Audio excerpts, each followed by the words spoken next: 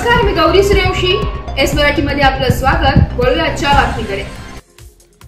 Police हवालदाराला 20,000 रुपयांची लाच घेताना नाशिकच्या लाचलुचपत प्रतिबंधक विभागाने रंगेहात पकडले. पोलीस हवालदार उमाकांत रंगनाथ टिळेकर, नेमणूक अंबड पोलीस स्टेशन, नाशिक शहर असे लाच घेणाऱ्या पोलीस हवालदाराचे नाव आहे.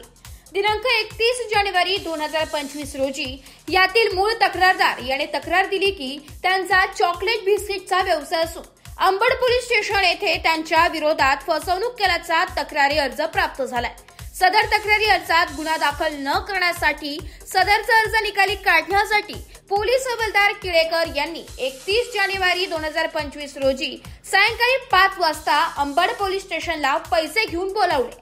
साहेबांच्या नावाखाली साहेबांसाठी 20,000 रुपये लाचेची मागणी करून ती स्वीकारली. त्यांच्या विरुद्ध अंबड पोलीस स्टेशन येथे गुन्हा दाखल करण्यात आलाय.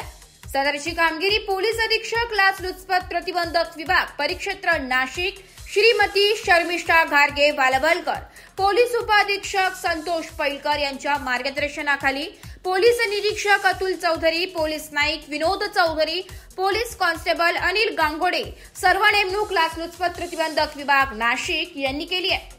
Bureau report, S Marathi news, Nashik.